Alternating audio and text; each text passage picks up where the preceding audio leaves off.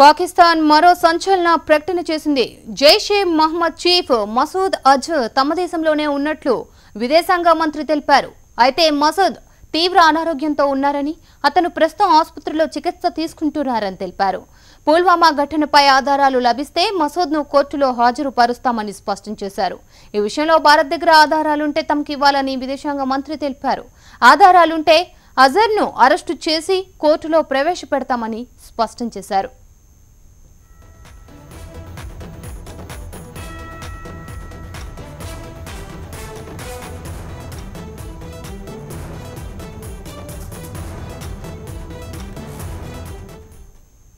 పాకిస్తాన్ మరో సంచలన ప్రకటన చేసింది. జైషే మహ్మద్ చీఫ్ మసూద్ అజర్ తమ దేశంలోనే ఉన్నట్లు అదే విదేశాంగ మంత్రి తెలిపారు.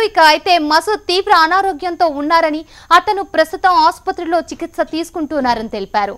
పుల్వామా ఘటనపై ఆధారాలు లభిస్తే మసూద్ను కోర్టులో హాజరుపరుస్తామని స్పష్టం చేశారు. ఈ విషయంలో భారత్ దగ్గర ఆధారాలుంటే తమకివ్వాలని విదేశాంగ మంత్రి తెలిపారు. అజర్ను అరెస్టు చేసి కోర్టులో ప్రవేశపెడతామని స్పష్టం చేశారు విదేశాంగ మంత్రి.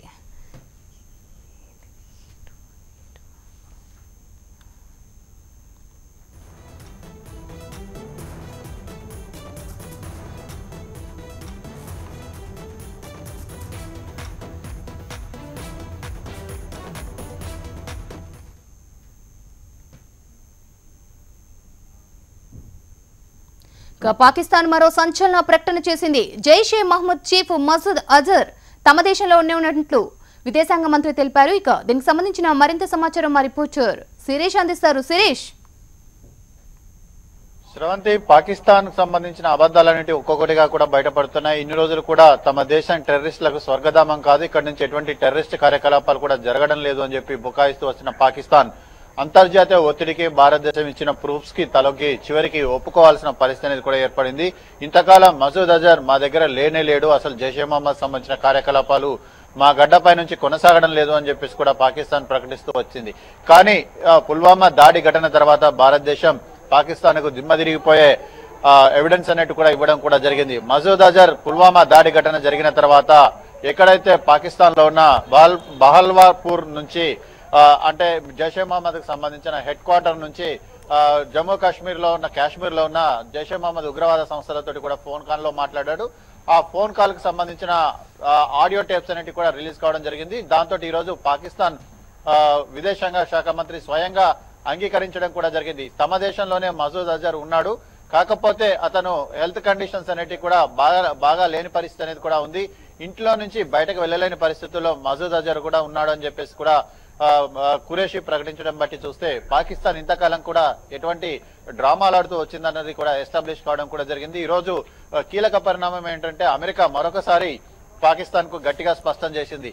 టెర్రరిస్టులకు స్వర్గధామంగా పాకిస్తాన్ ను మార్చొద్దు, టెర్రరిస్టుల పైన టెర్రరిస్ట్ గ్రూపులకు సంబంధించిన కార్యకలాపాలపైన మీరు ఉక్కుపాదం మోపాల్సిందే అని చెప్పేసి కూడా స్పష్టం చేసిన పరిస్థితి అనేది కూడా ఉంది. అయితే స్వయంగా తమ దేశంలోనే ఉన్నాడు మసూద్ అజర్, కాకపోతే కదల్లేని పరిస్థితుల్లో ఉన్నాడు, అతను ఎలాగూ టెర్రరిస్ట్ కార్యకలాపాలకు పాల్పడతాడని చెప్పి పాకిస్తాన్ మళ్ళీ వెనకేసుకొచ్చే ప్రయత్నం కూడా చేస్తోంది. కానీ ఈ భారత్ ఇచ్చిన వీడియో ఏదైతే ఆడియో టేప్ అనేది ఉందో ఆ ఆడియో టేప్ అనేది కూడా తిరుగులేని సాక్ష్యంగా అంతర్జాతీయ సమాజంలో అన్ని దేశాలు కూడా యాక్సెప్ట్ చేసిన పరిస్థితి అనేది కూడా ఉంది. సో ఇప్పుడు పాకిస్తాన్ ముందున్న ఏకైక మార్గం అభినందన్ వర్ధమాన్ రిలీజ్ అయిన తర్వాత నెక్స్ట్ స్టెప్ ఏంటంటే ఈ మసూద్ అజర్ ను పైన చర్య తీసుకోవాల్సి ఉంటుంది.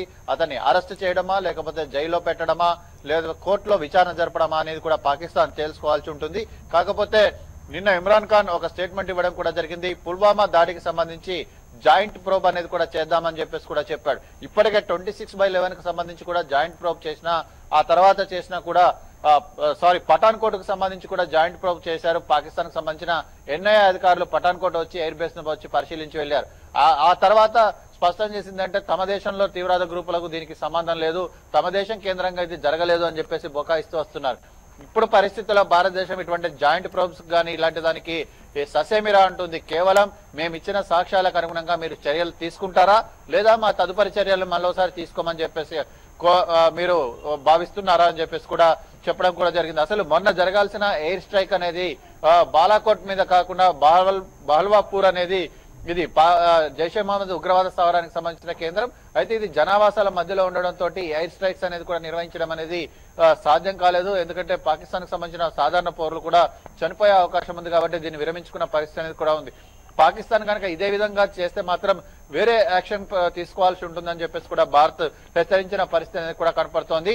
అయితే జనావాసాలలో టెర్రరిస్ట్ గ్రూపులను ప్రోత్సహిస్తున్నారంటే పాకిస్తాన్ కు అక్కడ ఆర్మీకి తెలిసే జరుగుతుంది. ప్రభుత్వానికి ఆర్మీకి తెలియకుండా జరగట్లేదు కాబట్టి దీనిపై కఠిన చర్య తీసుకోవాల్సిందిగా కూడా అమెరికా కోరింది. ఇక ప్రపంచ దేశాలన్నీ కూడా ఇదే విధమైన అభిప్రాయంతో పాకిస్తాన్ పై ఒత్తిడి అనేది కూడా పెంచొచ్చు. ఎందుకంటే భారత్ దౌత్య సంబంధాలంటే ఇప్పుడు చాలా సత్ఫలితాలు ఇస్తున్నాయి.